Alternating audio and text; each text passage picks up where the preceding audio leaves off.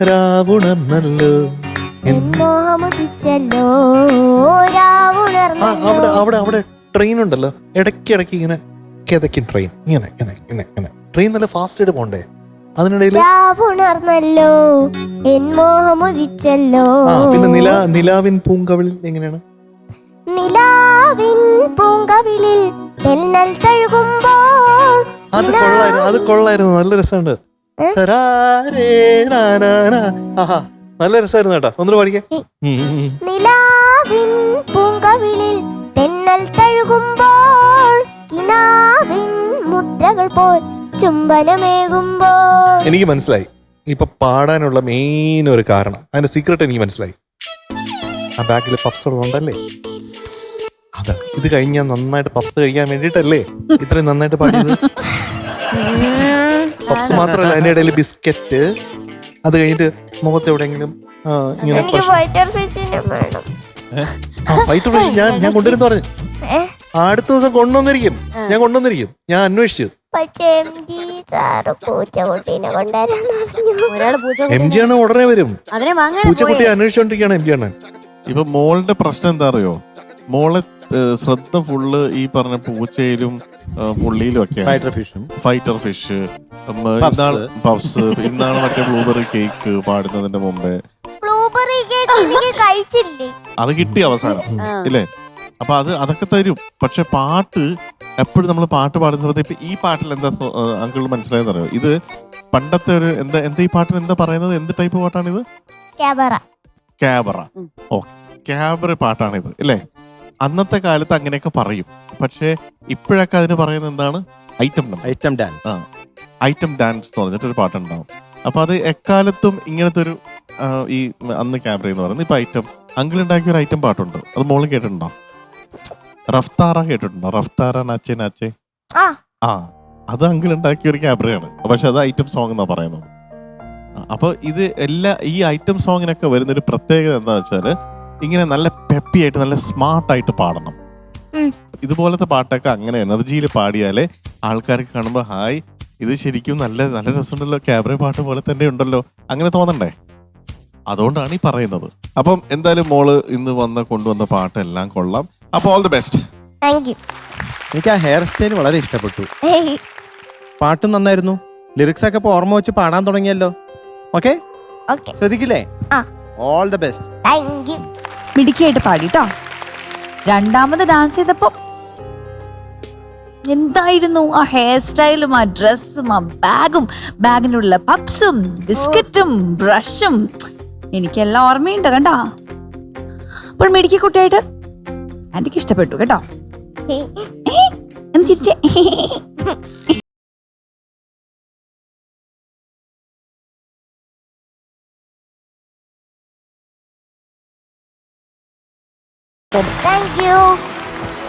ദിയ കുട്ടിക്കും uncle almost same മാർക്കാണ്, ചെറിയൊരു വ്യത്യാസം. 8.25. ദിയ കുട്ടിക്ക് മധുവങ്കളും ഏകദേശം അങ്ങനെയൊക്കെ തന്നെയുള്ള ഒരു മാർക്കാണ്. 8.25 ഔട്ട് ഓഫ് 10. ദിയ കുട്ടിയുടെ ഇന്നത്തെ പാട്ടിന് ദിയ കുട്ടിക്ക് കിട്ടിയിട്ടുള്ള മാർക്കാണ് 24.5 ഔട്ട് ഓഫ് 30. ദിയ കുട്ടി 24.5 മാർക്സ് കിട്ടിയ ദിയ കുട്ടിക്ക് ജഡ്ജസ് പാനൽ തരുന്നു Congratulations, you are awarded a double wow. അപ്പൊ നമ്മുടെ പ്രേക്ഷകർ എല്ലാവരും ഇൻസൈറ്റ് മീഡിയ സിറ്റിയുടെ ടോപ്പ് സിംഗർ ആപ്പ് ഡൗൺലോഡ് ചെയ്തിട്ട് താഴെ കാണുന്ന QR കോഡ് സ്കാൻ ചെയ്ത് ദിയക്കുട്ടിക്ക് എന്ത് ചെയ്യണം? വോട്ട് ചെയ്യണം. നമ്മുടെ ബാക്കി കണ്ടസ്റ്റൻസിനൊക്കെ ഇഷ്ടപ്പെട്ട ഗ്രേഡും നൽകുക. ടാറ്റാ ഉമ്മ, ബൈ ബൈ.